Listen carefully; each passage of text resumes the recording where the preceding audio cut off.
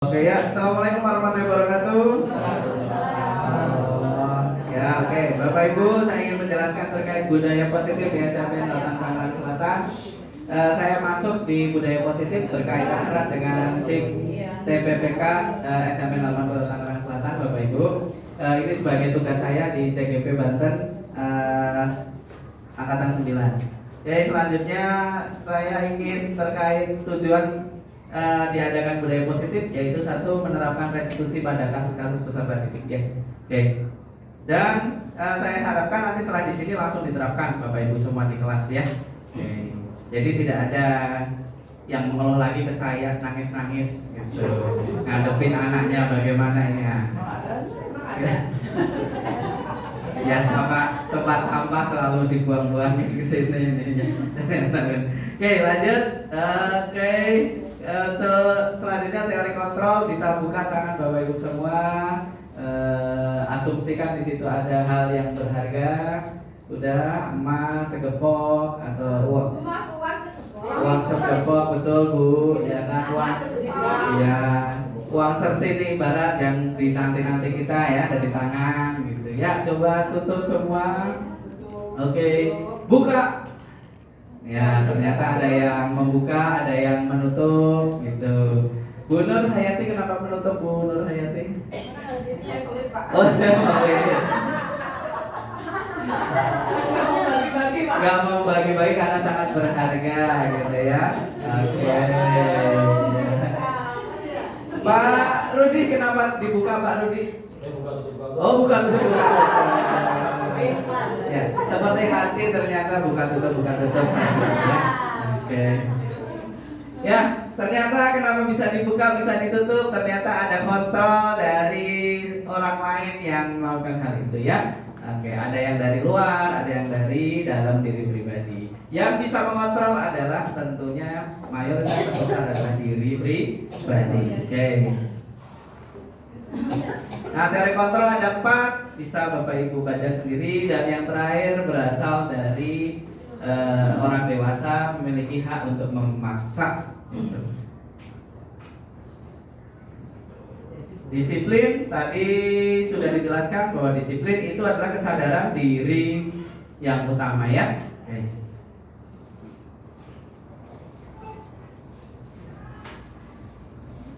Nah, di sini disampaikan bahwa walaupun di SMP 8 tidak ada aturan, tidak ada kepala sekolah, tidak ada kurikulum, tidak ada sarana prasarana, tetap menggunakan dengan baik gitu ya. Oke, karena tujuannya kita sadar diri akan hal-hal demikian itu sangat baik untuk kita. Oke.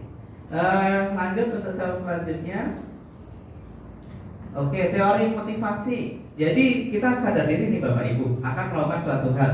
Ternyata ada yang memotivasi kita, gitu ya. Yang pertama itu menghindari hukuman, gitu. Itu yang utama. Jadi seseorang peserta didik melakukan apa yang Bapak Ibu suruh itu satu punya kemungkinan, yaitu menghindari ketidaknyamanan atau hukuman, gitu. Ya. Itu yang pertama. Yang kedua, untuk mendapat imbalan atau penghargaan dari orang lain. Itu. Kenapa si A mau? Karena supaya dapat nilai bagus. Ayo, yang paling cepat dapat 3 bintang. Nah, itu motivasinya tinggi supaya dapat 3 bintang. Berarti itu ke arah motivasinya mendapatkan imbalan atau penghargaan dari orang lain. Saya pernah tes Bapak Ibu untuk karakter peserta didik. Saya tinggal buku saya di kelas. Saya ingin tes itu sebenarnya. Siapa sih anak yang mau mengembalikan? Gitu. Ternyata dari 3 kelas nggak ada yang mengembalikan Bapak Ibu. Tuh, berarti saya gagal mendidik anak gitu ya. Paling kalau uang 100.000 ya. Kalau uang 100.000 ya. Tapi di sini sudah bagus Bapak Ibu semua ada kesadaran tinggi. Oh, itu bukan milik saya gitu ya. Langsung ada yang namanya dari Bu Neng ke Pak Omen, catatan kebaikan yang Pak Omennya luar biasa itu diumumkan setiap Senin. Oke. Dan yang ketiga, menjadi orang yang mereka inginkan, menghargai diri sendiri dan nilai-nilai yang mereka percaya. Jadi kalau kita melakukan sesuatu karena kita menghargai diri kita sendiri, oh ini bagus untuk kita, gitu ya. Oh orang lain juga pengen kita seperti apa. Nah, ini yang ketiga. Jadi ada 3 nih Bapak Ibu teori motivasi. Yang pertama karena ingin hindari hukuman saja. Kira-kira nih Bu Tia, ya kalau berangkat pakai helm karena apa Bu Tia? Mematuhi aturan. Oke, Bu Tia mematuhi aturan. Oke. Kalau Bu Feni, kenapa berangkat ke sekolah naik motor harus naik helm? Oh, untuk keamanan ini. Kalau Bu Wita ini saya suruh pakai helm nggak pernah mau, gitu ya. Kenapa Bu Wita? Karena saya bawa mobil. Bawa mobil ternyata ya. Oke, betul. Jadi ada yang mungkin berpendapat supaya tidak kena tilang polisi Pak. Nah, ada ini untuk keamanan Pak, gitu. Artinya sadar diri. Oh, itu untuk keamanan saya, keselamatan saya. Supaya modis, ya. Pantesan helmnya hilang ya 2 kali. Nih. Ada belalainya. Harusnya katanya ke Bu Widi yang Betul. Ya, jadi motivasi yang paling bagus itu adalah dari dalam diri sendiri, artinya sadar akan kepentingan dia sendiri. Tadi kayak contoh dasar itu pakai helm ya, sadar bahwa oh, itu penting untuk saya. Kalau saya pribadi saya kemana-mana pakai helm, gitu ya. Kalau naik motor gitu, mau dekat, mau ke Alfa dekat rumah tetap saya pakai helm, karena itu sadar untuk kepentingan kita, gitu ya. Oke, ini terkait teori motivasi. Berarti kita harus tanamkan ke Bapak Ibu, ke peserta didik kita, ke siswa kita. Termotivasinya nanti mengerjakan tugasnya itu untuk apa? Jangan sampai ngerjain tugas siswa itu takut karena nanti dihukum. Nah, jangan sampai nanti supaya nilainya ditambah, jangan sampai. Gitu. Kita harus tekankan bahwa nanti mengerjakan tugas itu, ya mereka harus sadar, oh menghargai diri mereka, oh itu penting untuk dia, untuk keilmuan dia menambah. Nah itu yang harus kita tekankan ke peserta didik ya. Walaupun ya Despacito ya Pak Andi ya, Despacito itu lagunya kotak pelan-pelan saja, ya nggak bisa langsung cepet-cepet ya. Oke, lanjut gimana Bu? Oke, selanjutnya ini ada Andi kurang menguasai pelajaran matematika, sehingga pada pelajaran berlangsung dia lebih banyak berdiam dan gambar buku pelajaran. Ya. Pada saat guru matematikanya Pak Arif, nah ini guru matematikanya menanyakan pertanyaan, Andi gugup. Nggak sengaja si Andi menjatuhkan tas di kursi, tiba-tiba menjadi gagap untuk menjawab. Seluruh kelas menjadi tertawa. Andi berbicara tergagap-gagap terkejut. Pak Arif saat itu membiarkan teman Andi menertawakan. Pak Arif pada saat Andi malunya luar biasa. Malahan Andi diminta maju ke depan, berdiri di depan untuk menunjuk hidungnya. Menjawab pertanyaan karena nggak bisa menjawab pertanyaan dari Pak Arif. Kelas makin gaduh, suasana tertawa kemana-mana. Oke. Nah, yang ingin saya tanyakan, setuju tidak dengan apa yang dilakukan guru tersebut? Miss Dewi bisa? Gimana? Gimana?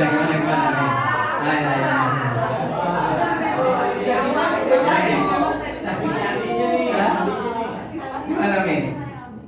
Kalau saya sih Nggak setuju. Oke, kenapa?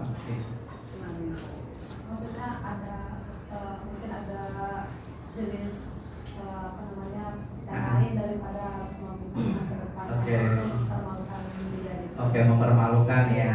Kalau nggak bisa. Oke. Suka dengan pelajaran itu kalau nggak masuk kelas. Oke, betul, very good. Oke, tepuk tangan untuk Miss Dewi ini. Oke. Nah, dari sini kita tahu Bapak Ibu, ada anak yang tidak bisa. Pasti ini akan dialami oleh Bapak Ibu semua. Ketika menerangkan, ada anak yang tidak mendengarkan dan sebagainya. Bapak Ibu suruh maju, betul?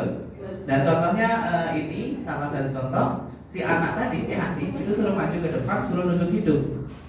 Bentuk itu apakah menurut Bapak Ibu konsekuensi atau hukuman? Bu Dia, hukuman, karena apa? Karena yang seperti itu kan menyuruh anak ke depan, Ya. yang menertawakan kan jadinya gaduh, terus jadinya malu, jadi nggak mau lagi nanti pelajaran matematika. Oh gitu, jadi itu hukuman. Cuma Oke. bukannya konsekuensi. Bukan konsekuensi. Kalau konsekuensi seperti apa Bu? Mungkin dengan cara yang lain jangan mempermalukan diri depan kelas. Jangan mempermalukan dengan kelas. Oke.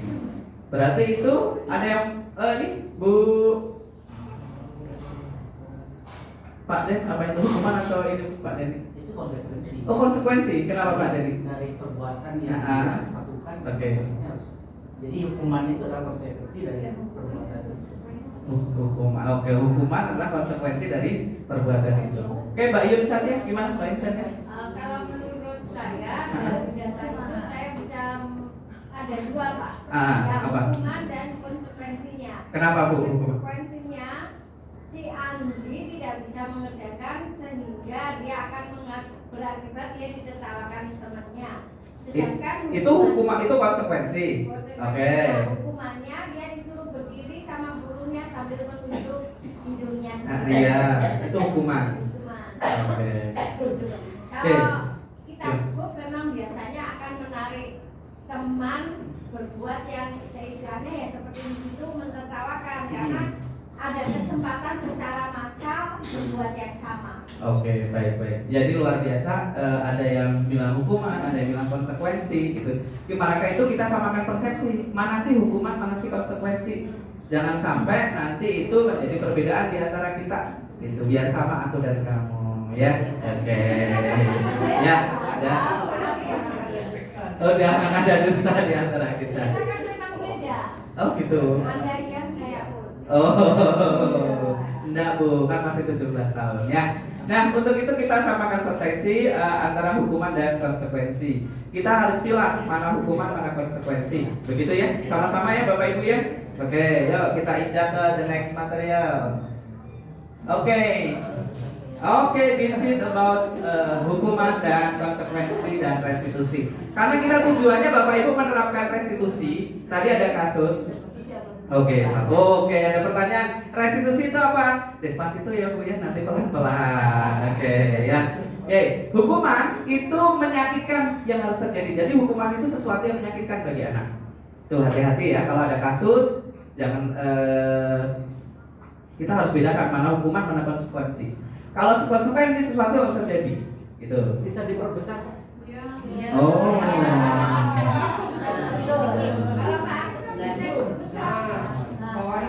Oh bawah ya. Emang kalau itu suka yang bawah, oke. Ya.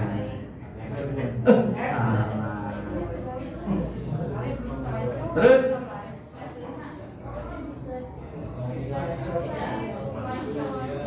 di slide show. Gimana?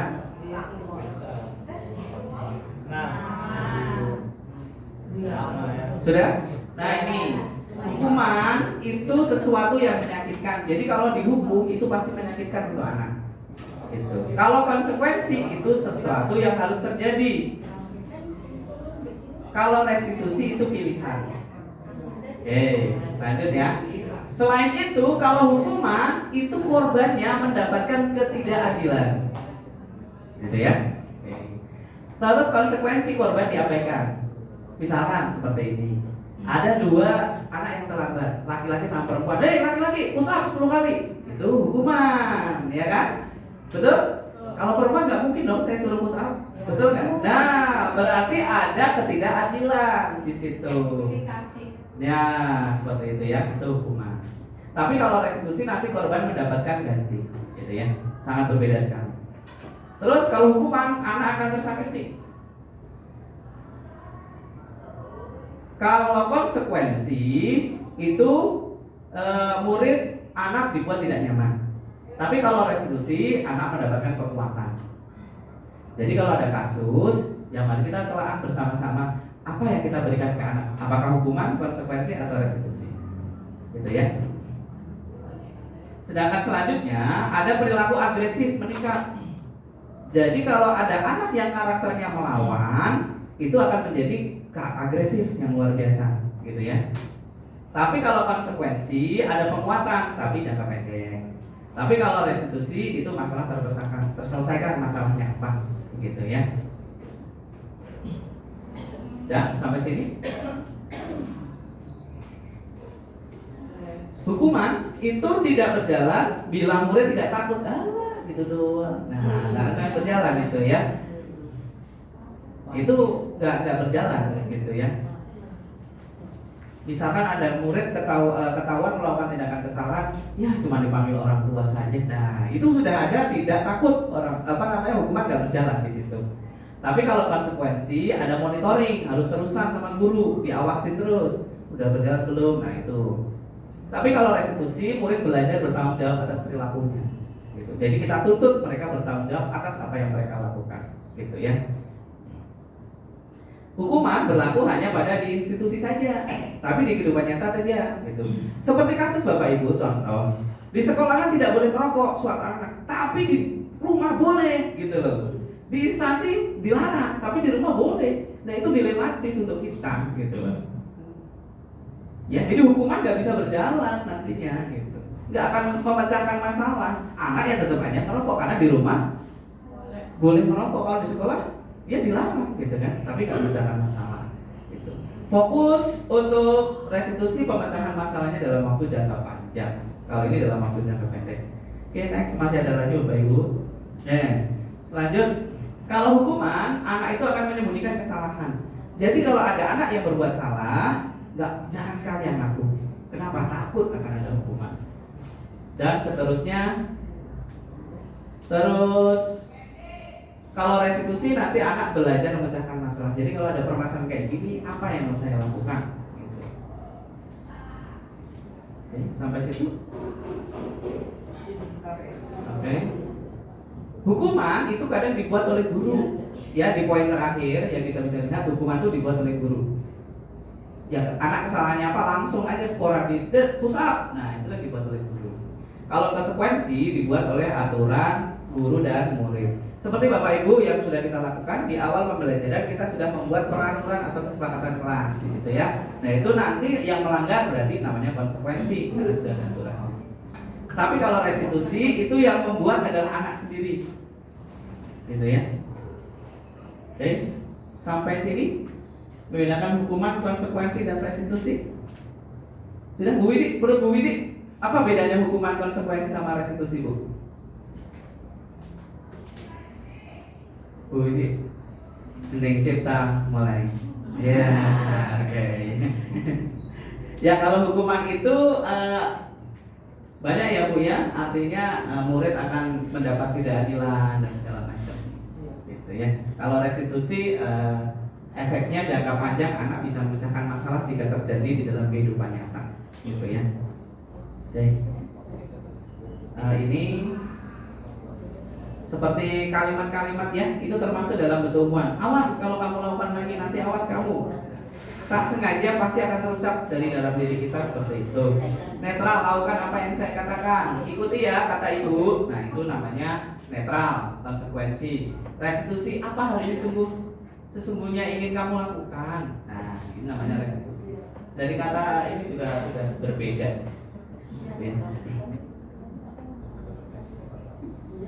Oke, saya ingin tanya. Oke, saya ingin tanya, ini ada yang mana nih? Hukuman atau konsekuensi? Nomor 1. Hukuman. Oke, kenapa hukuman?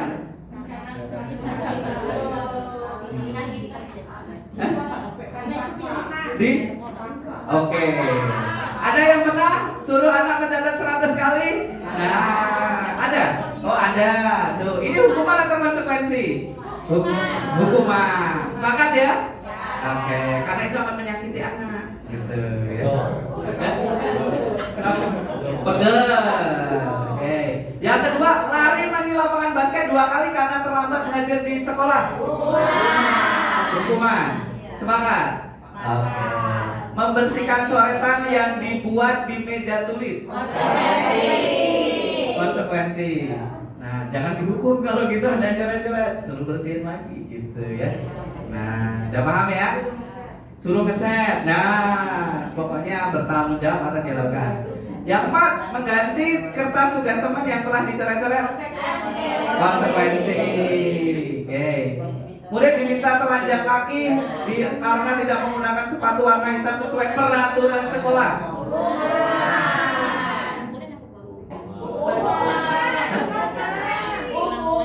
Bayun, kenapa konsekuensi sendiri? Karena dia tidak mematuhi aturan, sehingga kalau tidak mematuhi aturan konsekuensinya adalah melepas sepatu atau kan ada aturannya.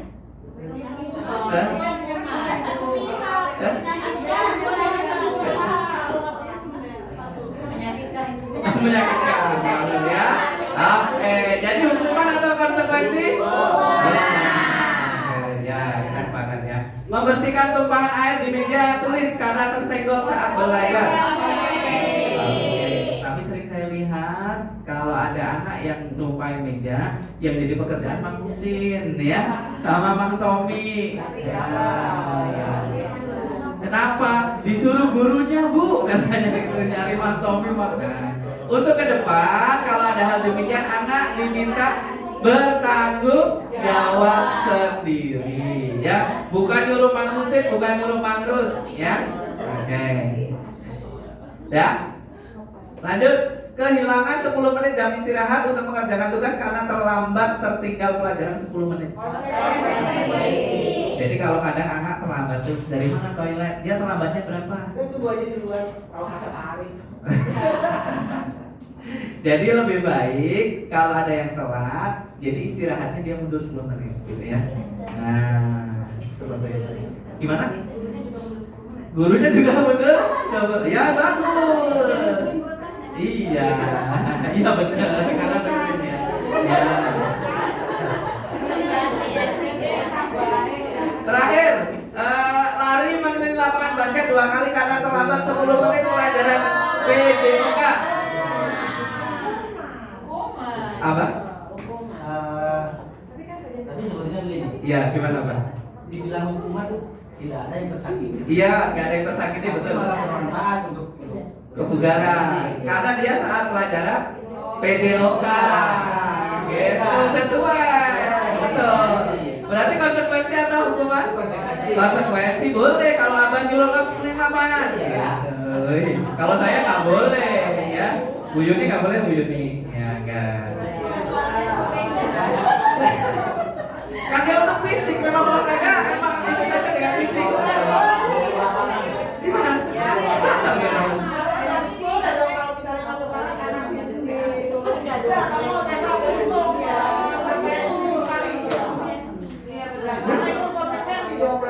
boleh. Yang mana? Iya. Iya. Terus ibu apalin perkalian 7 kamu. Udah boleh. Itu konsekuensi malahan bermanfaat untuk dia. Dia tidak tersakiti, itu ada manfaatnya. Ya kalau hitung sampai 1000 ya jangan, ini jadi hukuman. Ya, gitu. Gimana, Bu? Udah? Jadi Bapak Ibu bisa membedakan mana yang hukuman, mana konsekuensi? Nah, nih saya harapkan besok di kelas langsung diterapkan. Jadi kalau nggak sembarangan nih ya, mana hukum, mana konsekuensi. Tapi kalau ada apa-apa ya jangan diam aja. Masuk. Nah, ya. Oke. Next ya, Bapak Ibu.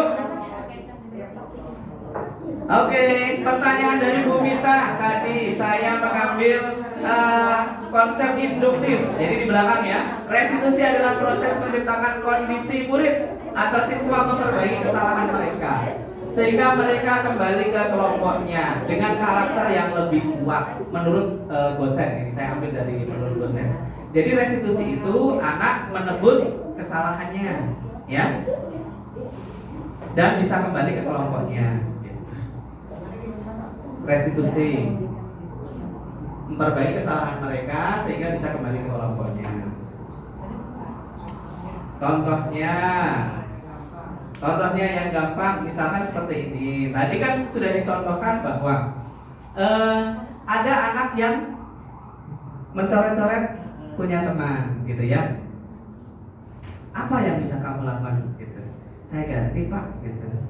Jadi kalau besok ke depan dia ada permasalahan dengan orang lain, ada yang harus kita lakukan. Dia punya inisiatif, jadi dia punya kompetensi untuk mengatasi hal itu. Oh, kalau seperti ini saya punya tanggung jawab, saya akan ganti, gitu. Ya, itu hal-hal sepele, tapi itu akan membantu mereka memecahkan masalah dalam kehidupan nyata, gitu. Oke, sampai situ bisa dimengerti? Mohon bisa diterapkan di kelas ya Bapak Ibu semua. Itu supaya ya nanti kita menjadi budaya positif di SMPN 8. Terus cirinya sekarang, ciri restitusi itu bukan hanya menebus kesalahan tapi belajar dari kesalahan. Oh, kalau ini ada sesuatu yang salah, jadi anak belajar dari kesalahan itu. Terus yang kedua, memperbaiki hubungan. Jadi kalau ada satu si A sama si B, restitusi memperbaiki hubungan. Bukan malah si A dihukum, si B enggak, ya. Tapi memperbaiki hubungan bagaimana. Jadi ada suatu kasus anak berantem, Bapak Ibu berantem, gitu. Terus dia robek bajunya, gitu. Ya kan? Restitusinya apa, gitu. Yang si korban, kamu pengennya apa? Saya pengen baju saya diperbaiki karena nanti dimarahin orang tua. Oke. Si anak, si yang pelaku, kamu bagaimana caranya saya lem? Nggak bisa kalau dilem gitu ya. Terus saya jahit, iya bisa. Tapi saya nggak bisa menjahit. Ya kamu belajar dari Pak Andi, dia guru menjahit. Seperti itu. Jadi dia menyelesaikan masalahnya, terselesaikan. Si korban terselesaikan, bajunya diperbaiki. Si dia memperbaiki kesalahan dia, itu bertanggung jawab. Ya. Terus menuntut melihat ke dalam diri, melihat diri dalam dirinya pribadi. Yang selanjutnya mencari kebutuhan dasar untuk mendasari tindakan. Berarti ada kebutuhan yang didasari ya. Jadi setiap manusia itu punya kebutuhan masing-masing. Seperti ini, ya. Terus yang 6, restitusi fokus pada solusi. Solusinya bagaimana dan segala macam. Mengembalikan murid yang berbuat salah pada kelompoknya. Terus yang terakhir 8, restitusi fokus pada karakter bukan tindakan. Karakter yang terbentuk. Gitu ya. Gimana Bapak Ibu? Lanjut? Lanjut, yo. Nah, karena tadi ada kebutuhan dasar, betul? Manusia itu punya kebutuhan dasar. Ya. Kebutuhan dasar. Yang pertama ini kebutuhan dasarnya. Yang pertama adalah penguasaan. Gitu ya.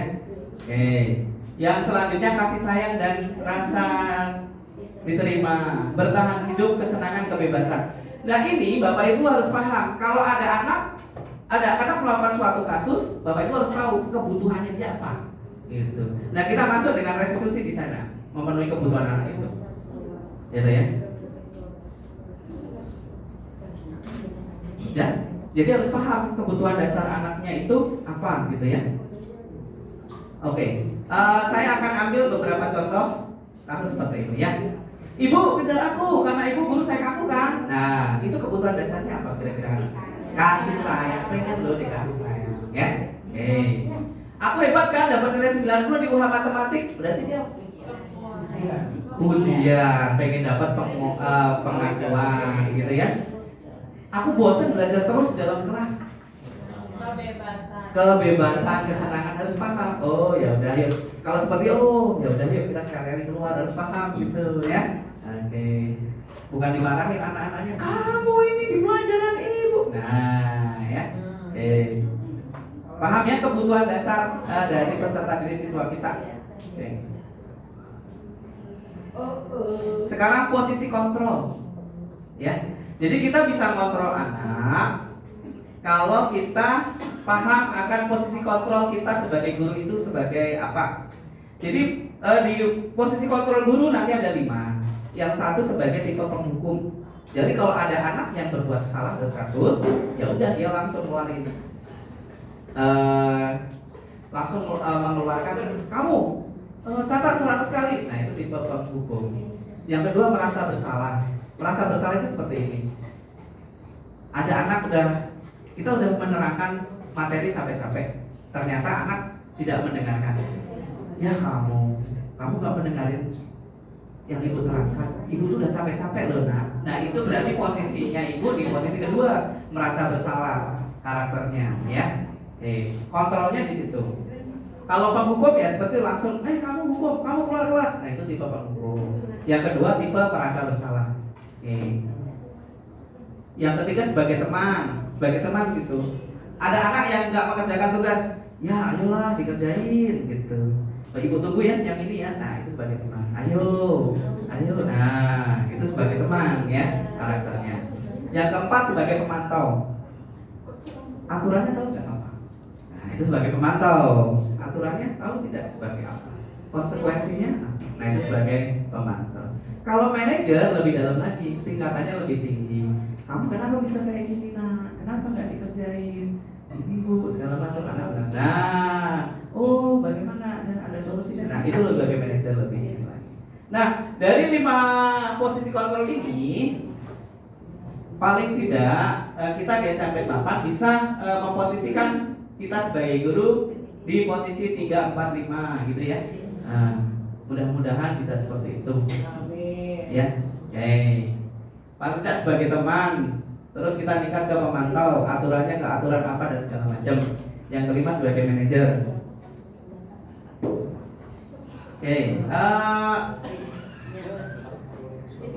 Nah, ini di mana posisi kontrol jika guru berkata nomor 1, saya kecewa sekali dengan kamu. Ini sebagai apa? Kita sebagai apa kontrol kita?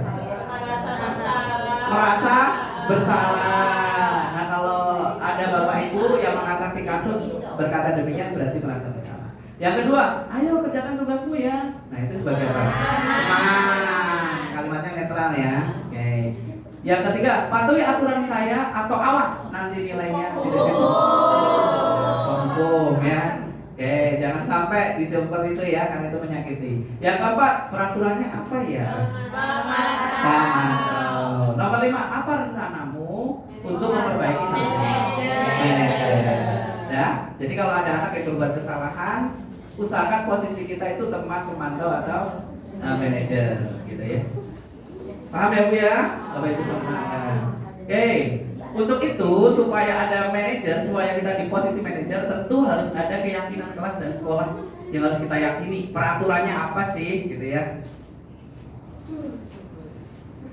Oke, keyakinan kelas. Keyakinan kelas sifatnya abstrak daripada peraturan. Keyakinan kelas berupa pernyataan universal. Senantiasa dalam bentuk positif kalimatnya ya. Sebaiknya sesuatu yang diterapkan di lingkungan sekolah. Semua warga kelas hendaknya berkontribusi pembuatan keyakinan kelas untuk mencurahkan pendapat. Bersedia meninjau kembali bila dalam waktu tertentu. Itu namanya keyakinan kelas. Dengan komitmen kelas yang mirip. Untuk diksinya boleh di macam-macam. Ya, paham Bapak Ibu tentang keyakinan kelas? Itu perlu ya. Oke, bisa dicontohkan keyakinan kelas seperti apa? Yang sudah dibuat? Saling menghormati sesama teman sekelas. Betul, kami kelas 75 saling menghormati sesama teman. Jadi kalau ada yang berantem, kita tanyakan tuh posisi sebagai pemantau, keyakinan kelasmu apa? Kita saling menghormati. Nah, baru kita masuk. Jadi kalau seperti itu, kamu sudah menerapkan keyakinan kelas belum? Jadi untuk selanjutnya bagaimana? Nah, jadi kan anak sendiri yang menyelesaikan, ya. Gitu. Ada banyak macam ya. Sudah mengerti ya Bapak Ibu ya? Gas. Gas. Yuk ya. Yuk. Oke. Lanjut. Berikut terdapat peraturan keyakinan apa yang ada di SMP 8. Keyakinan itu berorientasi pada tadi yaitu kebajikan universal, gitu ya. Jadi artinya tadi Miss Lisa menyebut saling menghormati. Ada yang lain Bu? Apa lagi? Saling membantu, boleh, bagus. Berbicara dengan baik. Oh, kalau ini kembalikan barang ke tempatnya, berarti itu keyakinan kelasnya apa? Bertanggung jawab. Oke. Dilarang mengganggu orang lain. Menghargai. Hadir di sekolah 15 menit sebelum pelajaran dimulai. Disiplin. Dilarang melakukan kekerasan. Kasih sayang, keselamatan, keamanan. Dilarang menggunakan narkoba. Kesehatan. Bergantian atau menunggu giliran. Iya, keteraturan gitu ya. Dilarang merokok. Kesehatan. Gunakan masker. Kesehatan. Berjalan di kelas dan di koridor. Keselamatan. Jadi kalau ada kejadian seperti itu, balikan lagi ke keyakinan kelasnya seperti apa, ya. Oke. Tahapannya membentuk keyakinan kelas. Jadi Bapak Ibu, tahapan membentuk keyakinan kelas itu bersama-sama ya. Warga sekolah, murid-murid untuk berpendapat. Masukkan warga sekolah ditulis dalam kertas, jadi voting bersama-sama. Tidak kita bentuk sendiri-sendiri. Terus susun keyakinan kelas. Gantilah kalimatnya. Kalimatnya harus positif. Jangan berlari di koridor. Kita ganti. Kalau kemarin banyak peraturan yang Pak saya lihat ada yang menggunakan kata depan jangan. Jadi kita ganti berjalanlah di kelas atau di koridor. Jangan berlari, kita ganti menjadi berjalan. Gitu. Keyakinannya bentuk keyakinannya. Jadi kalimatnya kalimat yang positif, bukan kalimat yang negatif. Tidak boleh terlambat. Jangan diganti. Tidak boleh terlambat, diganti menjadi apa? Datang tepat waktu. Ya, ke depan peraturan-peraturan kelas yang sudah Bapak Ibu susun bisa diganti menjadi kalimat yang positif. Oke. Lanjut.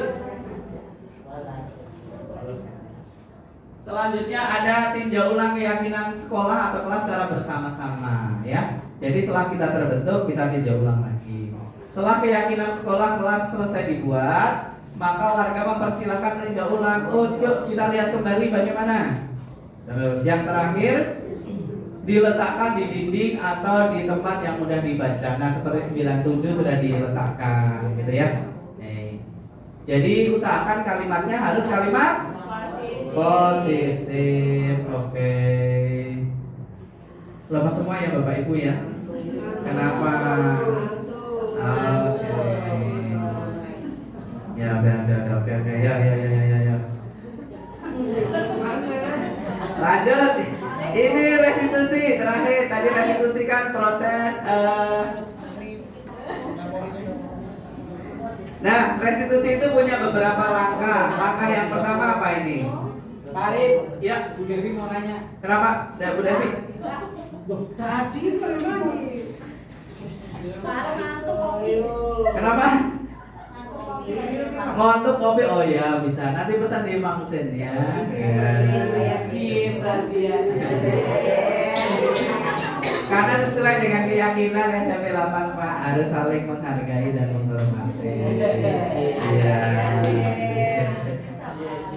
Nah, Bapak Ibu, kalau ada permasalahan, ada 3 langkah yang harus kita lakukan. Yang pertama, stabilitas identitas. Yang kedua, validasi tindakan yang salah, menanyakan keyakinan. Ini. Jadi utamanya keyakinan harus terbentuk dulu. Peraturannya harus ada dulu. Bukan peraturannya, keyakinan di kelas apa itu. Baru bisa kita lakukan restitusi. Terus ada stabilitas identitas. Stabilitas identitas itu seperti apa? Kita semua akan melakukan hal yang terbaik yang bisa kita lakukan. Misalkan gini, ada anak satu datang terlambat, gitu ya. Dan restitusi yang langkah yang kita lakukan bagaimana? Ada anak terlambat nih. Yang pertama yang kita lakukan stabilitas identitas dahulu Bapak Ibu. Anak-anak, kenapa kamu telat? Oh iya, telat itu adalah hal yang wajar. Ibu juga pernah telat. Manusia itu pernah melakukan kesalahan. Oh, jadi dia merasa stabil dulu karena dia melakukan kesalahan. Oh iya. Kenapa kamu telat? Terus kedua, telat itu tidak. Kenapa kamu telat? Telat adalah tidak mematuhi peraturan dan segala macamnya. Itu ke keyakinan. Kalau kamu telat, itu keyakinan apa yang kamu nggak sesuai? Oh, saya tidak datang tepat waktu. Nah, itu berarti keyakinannya. Dia udah paham nih, mulai paham sadar diri. Oh iya, nggak datang tepat waktu. Terus bagaimana kalau kamu nggak datang tepat waktu ke depannya supaya kamu datang tepat waktu? Saya nyalakan alarm Pak. Nah, seperti itu. Gitu ya. Apakah anak dihukum nggak jadi anaknya? Tidak. Dan dia udah menyelesaikan masalah sendiri, kita pantau besoknya, gitu ya. Pak, kalau terus-terusan bagaimana? Ya restitusi lagi terus-terusan, gitu ya, sampai dia terbentuk karakternya, gitu.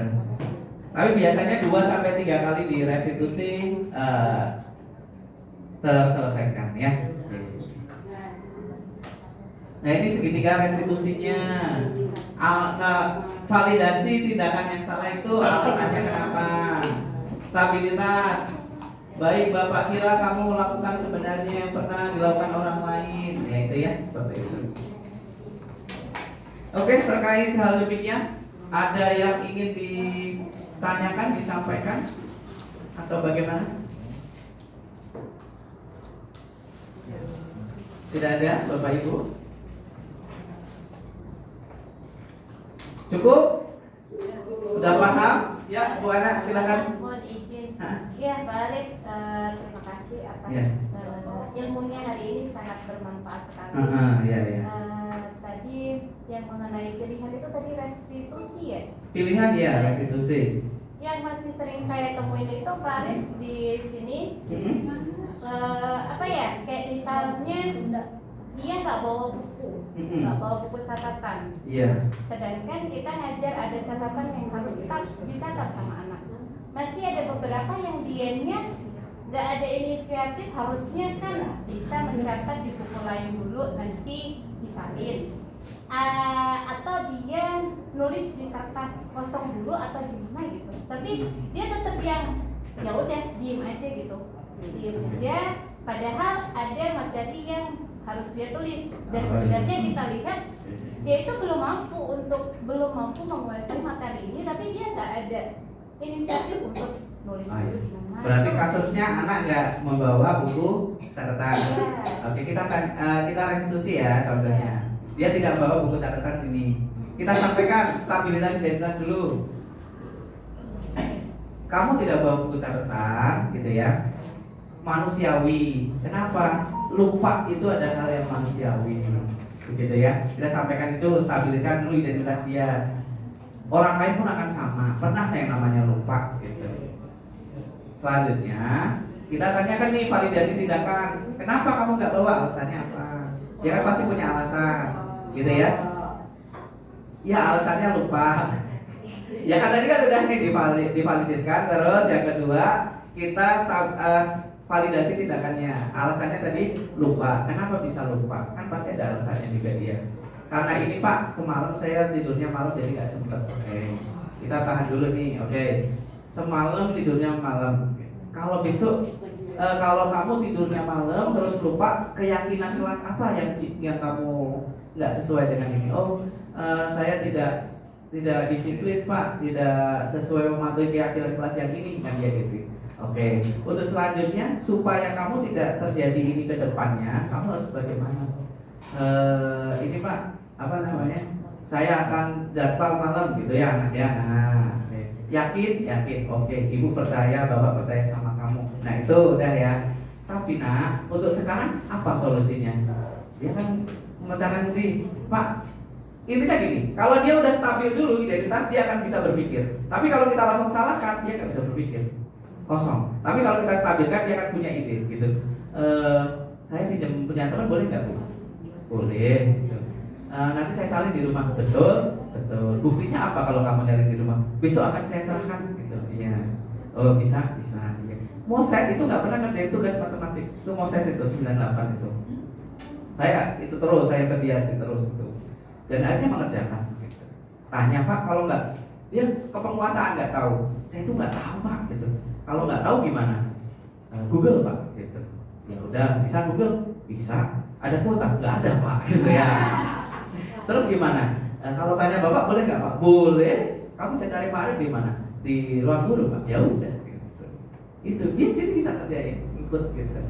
Walaupun ya istilahnya secara kemampuan dia tidak bisa, tapi dia secara tanggung jawab berusaha menyelesaikan, dan dia itu atas kemauan dia sendiri gitu. Bukan saya nyuruh kamu cari Bapak ya di sana, tidak. Saya tawarkan.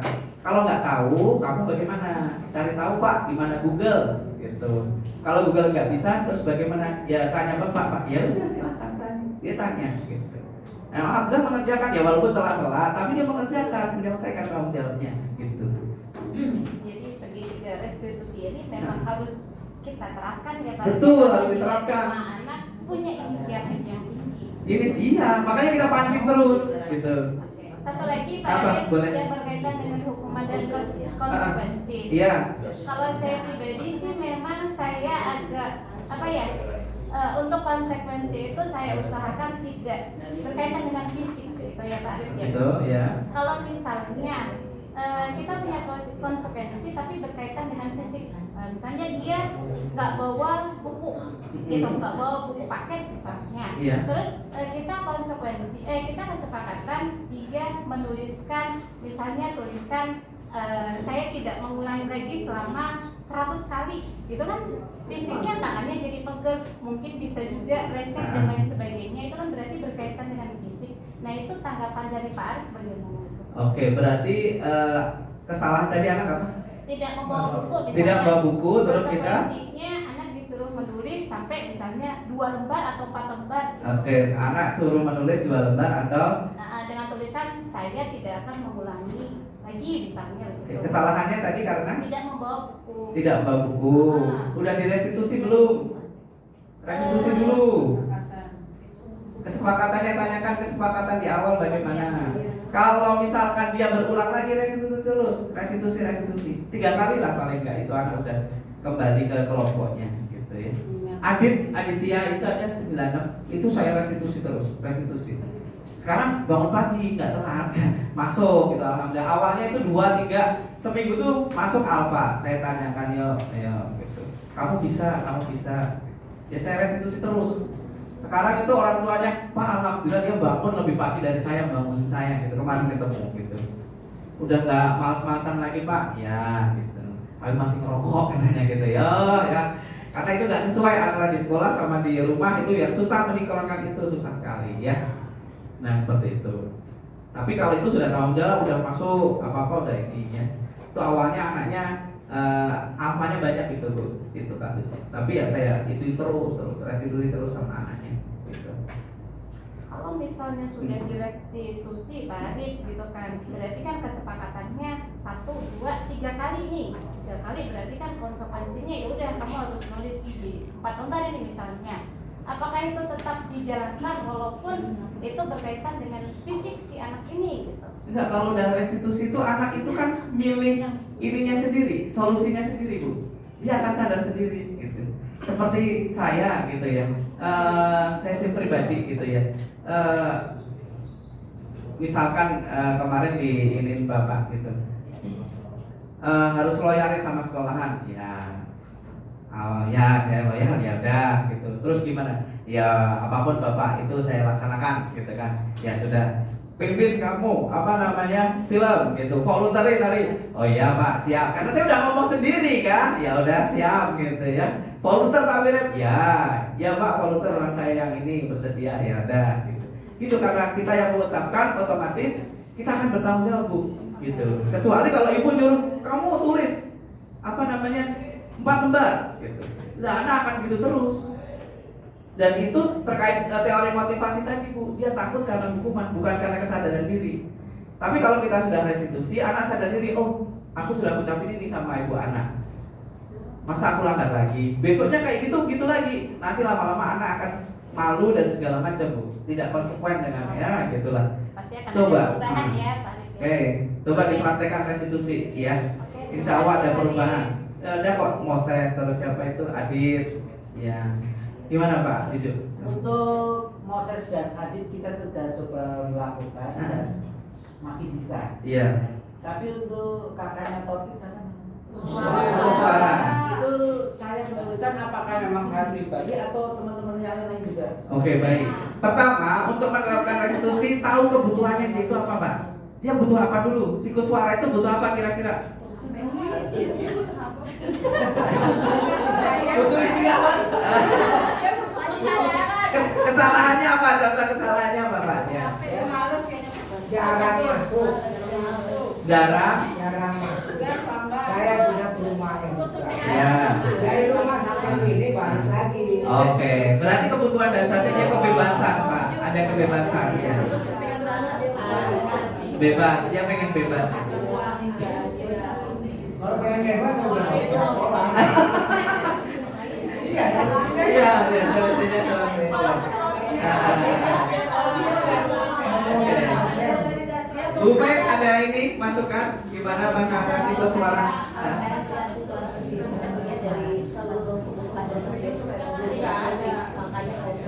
Oh, semua kebutuhan dasar. Kan kalau misalnya Bapak Ya. itu kan hanya beberapa kebutuhan dasar. Iya. Ketika didiskusi Ah. beberapa hal itu Ah. tetap banyak. Betul. Persoalan kompetensi karena hampir seluruh kebutuhan dasarnya tidak Oh, kasih sayang nggak ada, penghargaan tidak ada. Kasihan. Oh iya. Iya. Ya, butuh proses ya. Pelan-pelan ya, Bu. Oke. Ya, nanti pelan-pelan mungkin Pak Ustadz ya. Ya. Gimana Pak Ustadz? Jadi saya kan sudah ke rumahnya. Iya. Saya di kelas nggak ada. Iya. Kemudian ada informasi sudah masuk tapi keluar lagi. Iya. Ternyata di rumahnya nggak ada. Akhirnya ketemu bapaknya. Bapaknya astagfirullahaladzim, udah saya antar tadi ke sekolah. Oh gitu. Setelah itu saya nggak tahu baru dapat apa enggak. Iya. Terangnya, karena topik juga sama, 11-12 lagi. Oh gitu ya. Dua-duanya nggak ada. Ya. Ya, saya kali. Sekali masuk, 2 hari nggak masuk. Iya, iya, baik. Alasannya sakit. Nah, udah dikasih nasihat itu. Bagaimana, Pi?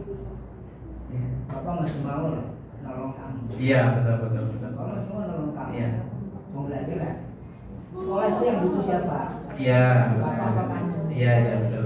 Udah pelan-pelan ini dapur isi biar kan kira-kira begitu. Betul. Pengen belajar apa mau kemana? Diam aja, masalahnya diam dia itu nggak jawab. Betul. Pengalaman baru kayak ngajar kelas 8 kan? Iya. Sering kan? Oke, baik. Oke, terima kasih Pak Ustadz. Memang ada beberapa kasus hal demikian ya Bapak. Saya waktu itu dari instrukturnya dari dia pengawas kota Serang, saya juga bertanya, Pak, signifikansi dari penerapan restitusi itu seperti apa gitu. Malah dibalikin, ya silakan Bapak bentuk PTK sendiri katanya gitu. Oh baik, saya akan tes signifikansi dari restitusi itu seperti apa gitu. Saya akan buktikan dengan data karena saya kan orang matematik Pak. Saya by data gitu. Anak yang saya restitusi hasilnya seperti apa gitu. Saya akan buktikan dengan data gitu ya. Nah, menyambung dari apa yang Bapak Ustadz sampaikan, sesuai dengan filosofis Ki Hajar Dewantara Pak, bahwa kita mengajar itu tuturi handayani ing marso ngetsutulodo ing marso ngetsutulodo ing manjo mangon kaso ya tuturi handayani ya. Maklum Pak, orang Sunda Pak, lain orang Jawa ya, jadi intinya Pak, kalau ada seperti itu, anak itu ada kodratnya. Kita sudah berusaha ya, selanjutnya kita doakan ya. Itu apa? Gitu Pak Ustadz. Sementara itu dulu ya Pak Ustadz. Karena saya juga ingin melakukan signifikansi ini seberapa gitu. Saya ingin bayar PTK-nya ya. Oke. Itu Bapak Ibu, ada lagi hal-hal yang lain?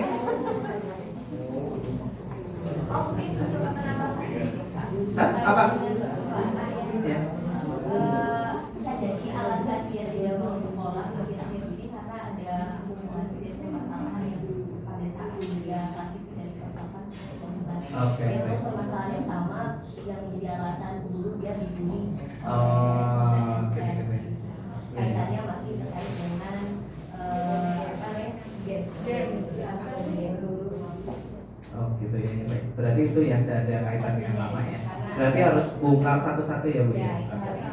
Baik, ini menjadi PR kita bersama, mudah-mudahan menjadi hal yang bisa kita renungkan dan mencari solusi terbaik untuk anak-anak kita ya.